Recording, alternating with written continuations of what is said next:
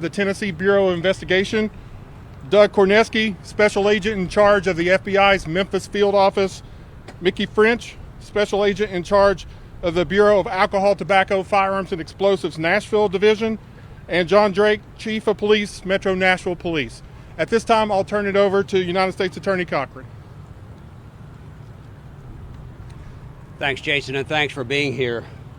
On behalf of the investigative team, I wanted to give you a major update in a development that we've come to in this case, and that is, based on the evidence that we've gathered to this point, we've come to the conclusion that an individual named Anthony Warren is the bomber, that he was present when the bomb went off, and that he perished in the bombing.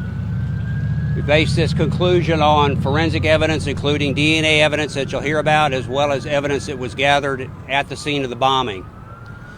Because this was a collaborative effort, what I want to do is turn the microphone over to each of the agency folks here. They're going to talk about their agency's role in the investigation and how the evidence that they gathered and how the tests that they conducted led us to this conclusion. So let me start out by introducing Tennessee Bureau of Investigation Director David Roush.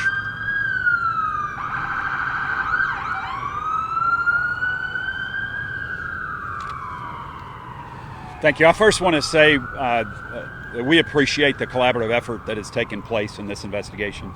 Local, state, federal authorities have worked hand in hand in tandem around the clock since the incident, and it's paid off. TBI agents, analysts, and scientists have been assisting in this investigation from the start, gathering data, checking leads, coordinating interviews, and processing critical evidence in coordination with the FBI and the ATF. Overnight, TBI forensic scientists processed evidence from the crime scene for DNA testing. The evidence was compared to evidence collected from a vehicle used by the person of interest in this case. At approximately midnight Central Time, forensic scientists with TBI confirmed a match of the DNA at both locations belonging to the person of interest in this case. TBI continues to support this ongoing investigation. Thank you.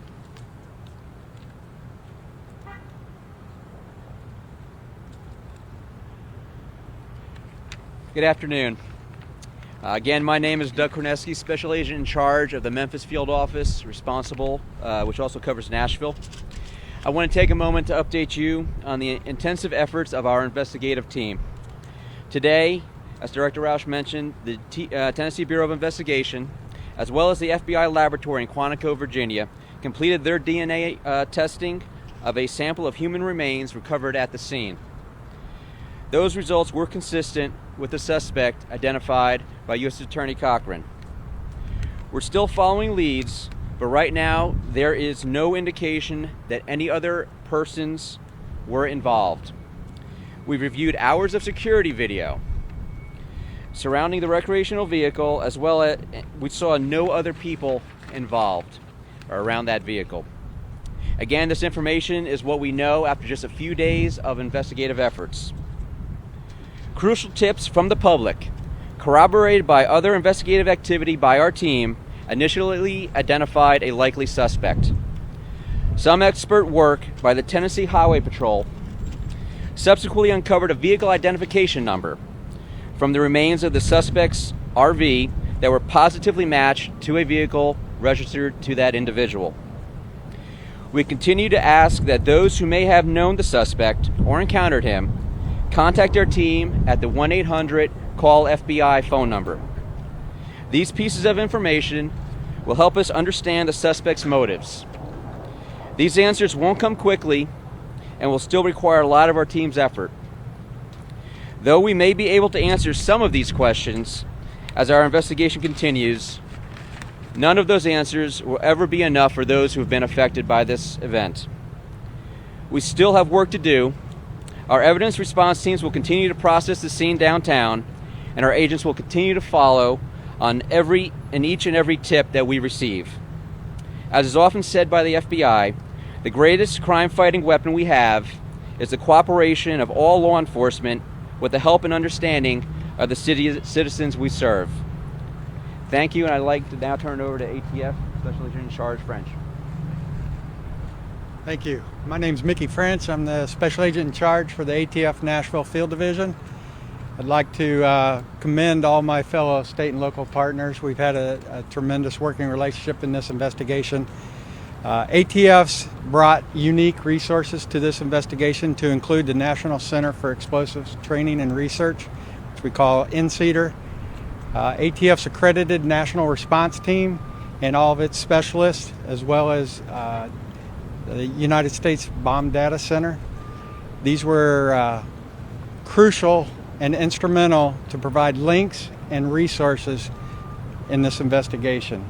Additionally, the ability to leverage technology with traditional law enforcement techniques has been crucial in bringing this case to a relatively close. Although we still have a lot of investigation to do, we've gotten off to a great partnership and great start, and it's been tremendous. Thank you.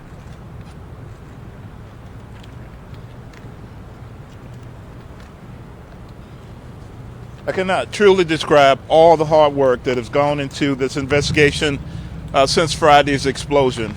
We've had hundreds of ATF, FBI, THP, and TBI partner with us in this investigation. And we can tell you that Anthony Warren is the man believed to be responsible for this horrible crime. There is no indication presently that anyone else was involved in this crime. As I've said earlier and several times before, Nashville is considered safe. There are no known threats against this city. A renewed curfew is going into effect beginning at 4:30 this afternoon in the area impacted by the blast. It'll be James Robinson Parkway, to 4th Avenue, to Broadway, and the Cumberland River. At noon tomorrow, the curfew will be in place, narrowed into the impacted area around Union, 4th Avenue North, Broadway, and the Cumberland River. The footprint will get smaller as processing of the blast scene.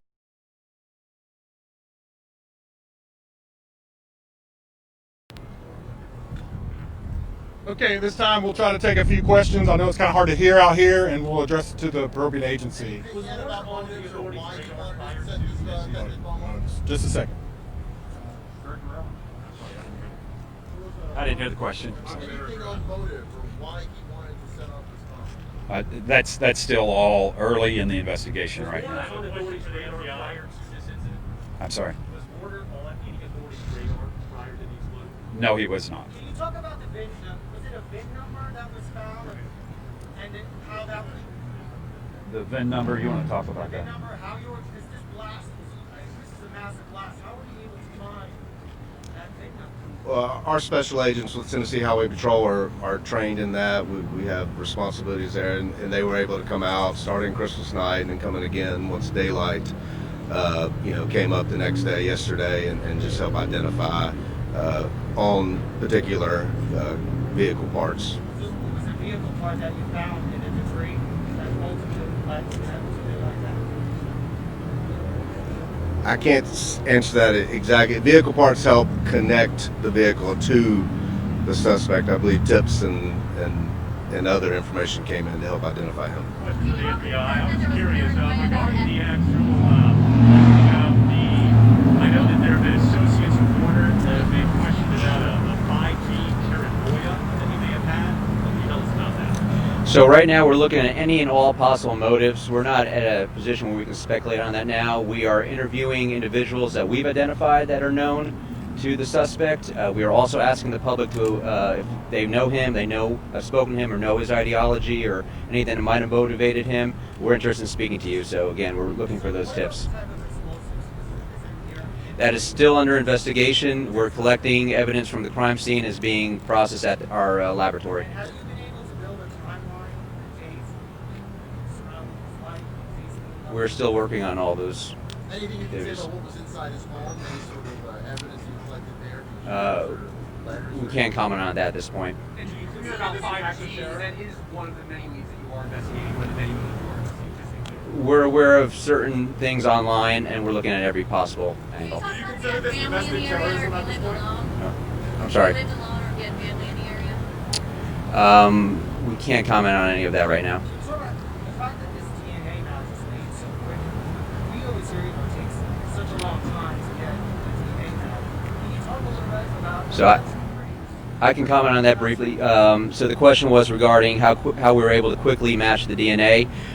Because we had a known suspect at the time, we were able to have a known sample and then collect some items from the suspect for some relatives as well, and be able to match that DNA positively was his. When we're just matching two samples, it can be done rather quickly. I can't comment on where we got it from. Do you consider this domestic terrorism? I can't comment at this point. Can you confirm that you found no DNA at the scene and whether or not you're part of it? We have no information at this point that was.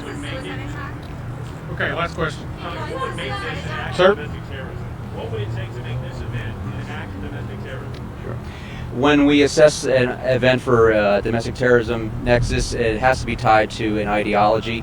It's the use of force or violence in the furtherance of a political, social ideology or bent. We haven't tied to that yet. Thank you all very much. Appreciate it. If there are any further updates, we'll let you know via our social media channels and our news releases. Appreciate it. Thank you all for your patience.